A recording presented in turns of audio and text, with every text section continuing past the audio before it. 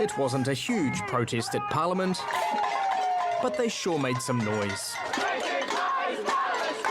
urging our politicians to get tough on Israel. This has got to stop.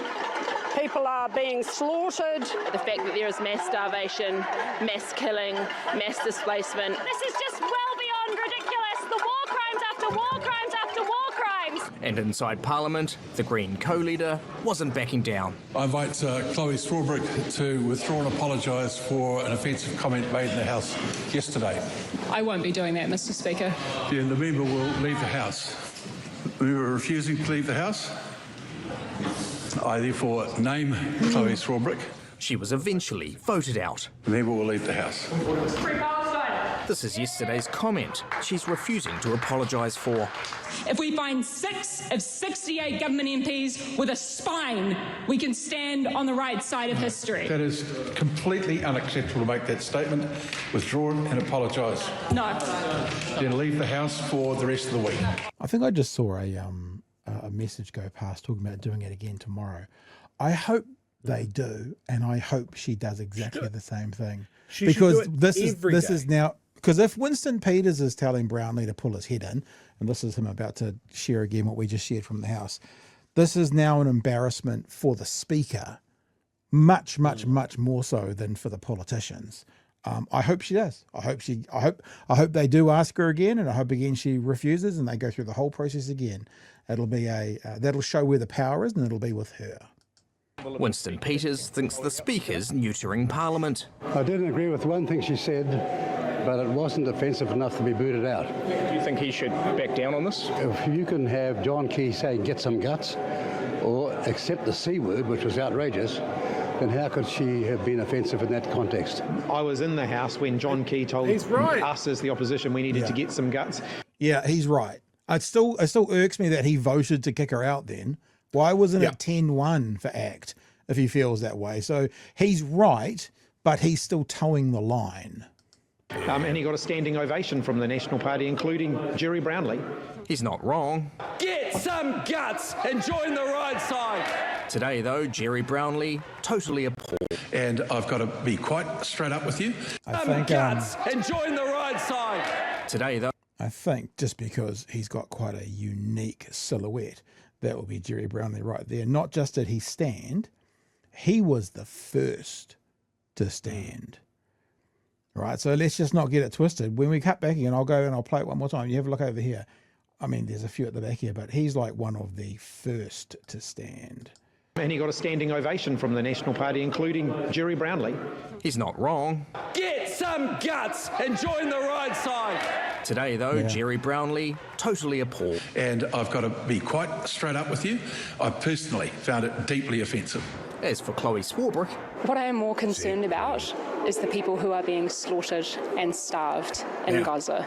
The Prime Minister says he is I just want to make a comment about that as well, Pat. In all of the media interactions she has had, she has refocused it away from herself and what was going on Parliament and whether it makes sense, whether they're silencing her.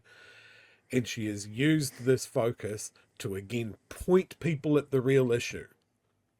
That while we talk about all of this shit, the wholesale murder in Gaza goes on. Yeah. How many people in Gaza, how many Palestinians have literally been killed between when this happened at about 2:30 yesterday afternoon and now? Like literally how many? Dozens, if not hundreds. I just want to applaud her for absolute on message what's really important here. And keeping that in the forefront, that is to be commended, and she's done a great job here.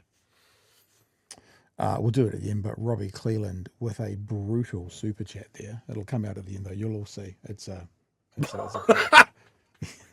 brutal. All right, let's get to the end of the story. In Gaza. The Prime Minister says he is too. Now, this thing about the Prime Minister, why the what word are we using now, Chewie? Why the nincompoop? We're saying that instead of fuck, eh? Is that right?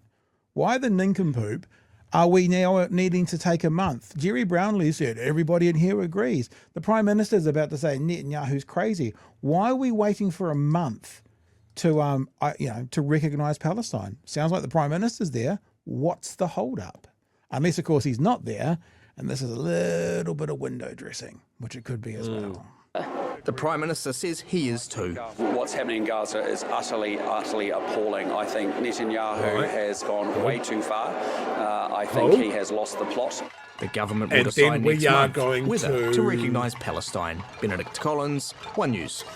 Right, so Chewie, that is the story. Any thoughts you have, sir? It's just the hypocrisy of the whole thing.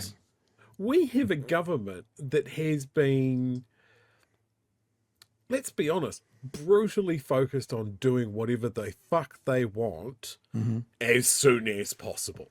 And this is something that is on the table that I would be cheerleading them for fast and decisive action at literally any point. Yeah. I am ready with my golf clap if he followed through going, yes, what is going on in Gaza is out of all proportion. It's very clearly a genocide. Netanyahu's a fucking crazy man that needs to wind his neck in. And so therefore we are going to do the following actions. He was so close to not being called a jellyfish man. And then at the finish line, where someone would have presented him a gold-plated spine to install, he swerved and just left it hanging. So he's going to let old man Peters fucking shuffle around, talking to Turkey, talking to Malaysia, talking to Indonesia for some fucking reason before we decide what to do. We are literally going to turn up late and short.